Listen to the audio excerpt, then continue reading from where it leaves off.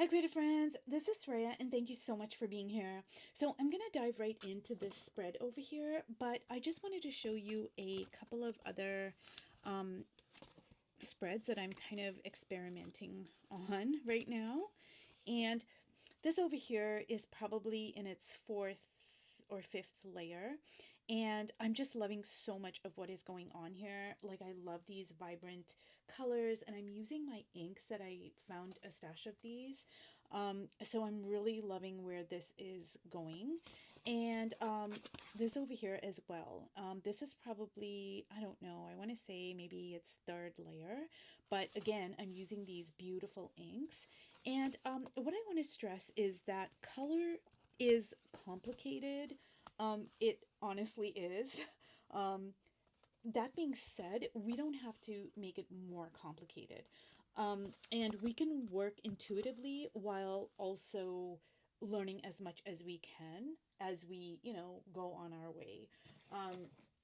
And I know for me, like the more I learn, the more I realize like how much I don't know. But I'm gonna work on this, and while I do, I'm just gonna be talking about colors a little bit, and I'm not trying to be confusing at all, you guys. I'm gonna try to say it in in a simple a way as I can, because that's how I learn as well. I don't like complicated stuff.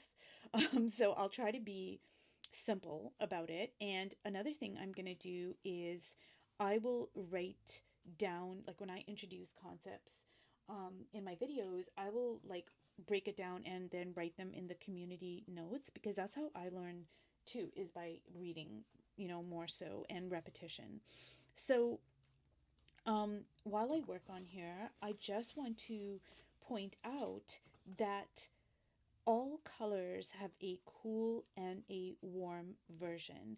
So, if somebody had to say, "Hey, is red a cool color or a warm color?" Well, red is a warm color, but there is a cool version of red. There are cool versions, and there are warm versions, and all colors are like that. So, say for instance, a warm red is Cad Red Light. That's one of my favorite colors actually, and I have a Liquitex that's just really beautiful. It's very orangey. And a cool version of red is Alizarin Crimson, also one of my favorite colors. I absolutely love it. Now, blues, a cool blue is Prussian blue, turquoise blue, cerulean, and phthalo blue. Those are all cool blues. And warm blues are ultramarine blue, one of my favorites, and cobalt blue. And yellows, there's warm versions and cool versions. So warm yellow is Cad Yellow Deep, Hansa Yellow Deep, and a cool yellow is lemon yellow, a Cad Yellow Light, or a Hansa Yellow Light. So just keep in mind that with every single color, there are cool versions and warm versions. And a hack is to see what the undertones are. So if the undertone is red or orange, then it's going to be a warmer color. But if the undertone is blue or violet or green, then it's gonna, be a cool color. Now, color is also very relative to complicate matters even more. And so what I mean by that is just say alizarin crimson, for example, right? It is a cool red. But what if I had to put that alizarin crimson with a whole bunch of neutrals and cool colors? Well, that alizarin crimson is going to look very, very warm. But if I had to put it next to a Cad red light and a whole bunch of really hot, warm colors, then the alizarin crimson is going to read as more on the cool side. So as you can see, color is it is complicated, and there are artists who devote their whole entire lives to studying color, and it is a worthy pursuit. So I just got this color wheel a few months ago because my old color wheel just fell apart from using it so much. But this is a great color wheel, and it's different than the last one I had because the last one I had was just a basic color wheel, kind of like this. But this one, you can move it around. You can see, like, hey, this blue violet. If I add this yellow, that's a color I'm gonna get. It's got a value scale here. It talks about split complementary palettes, and I got this from Dick Blick for, I want to say, about $5. So, it just depends on, how complicated you want to get. That being said, um, we continue learning, but we also um, kind of use what we know. And I try not to get intimidated by what I don't know because the more I learn, the more I realize, like, oh my God, I really don't know anything about color at all. And there is a lot to learn, but I'm trying to work intuitively as well. Um, because, at the end of the day, like some of the artists that I really love, like Van Gogh, for instance, he used colors in ways that were very unconventional at the time. Um, and this might sound really strange, but he actually got a lot of hate. I don't want to say death threats. I don't want to say that. I don't know for sure. Like this was the late 18th century in Europe, but he got a lot of hate for the way he used his colors, which seems like really bizarre. Like who would care?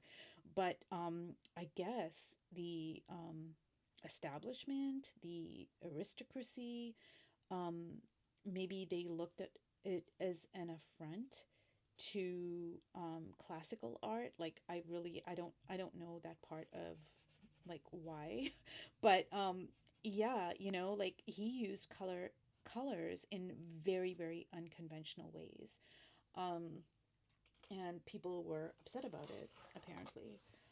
So I'm gonna peel my painter's tape out. Ooh, and I'm really loving that part there. And see, like it when you use painter's tape, it doesn't damage the paper at all. Ooh, I'm really loving that, you guys. Like I'm loving that part over there. Yeah, I'm loving a lot of what's going on.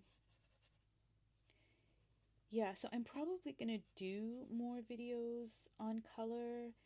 Um, but yeah, there is a lot to learn always in art. I mean, in anything really, but yeah.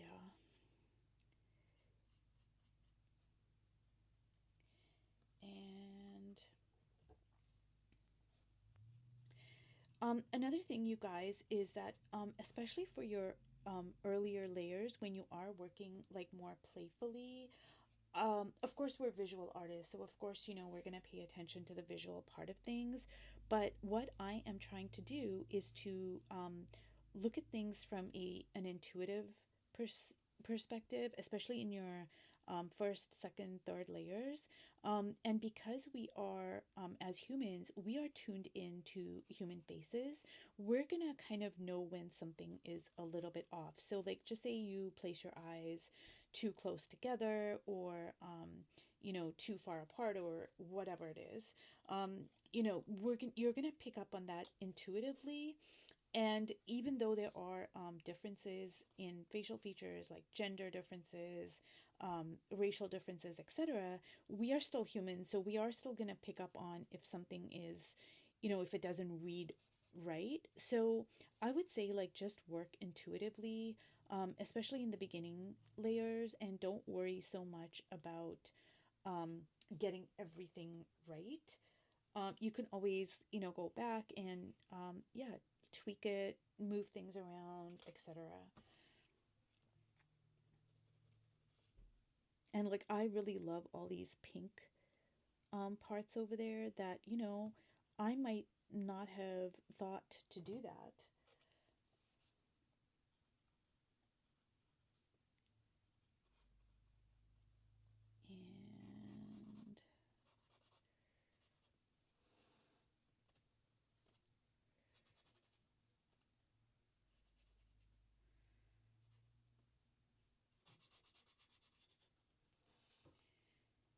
And another thing I'm doing is I'm just kind of like suggesting the eyebrows. I'm not really like drawing it full on.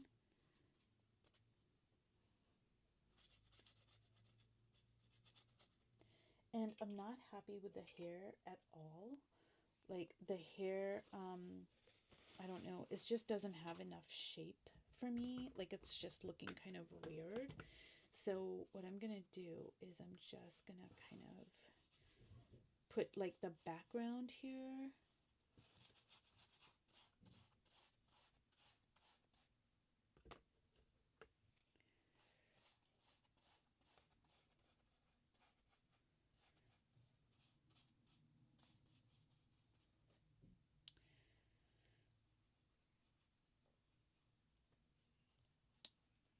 So, well, you guys, I think that I'm gonna call this done. This is like a new way of me working where I am approaching color more intuitively, and I'm really just learning a ton. I'm not so worried about, um, all the ways that I can mess up. I'm just trying to be more free and playful. And, this is in my art journal, so I'm probably at some point gonna cover it up. Um, but I'm just really loving working this way and just everything that I'm learning.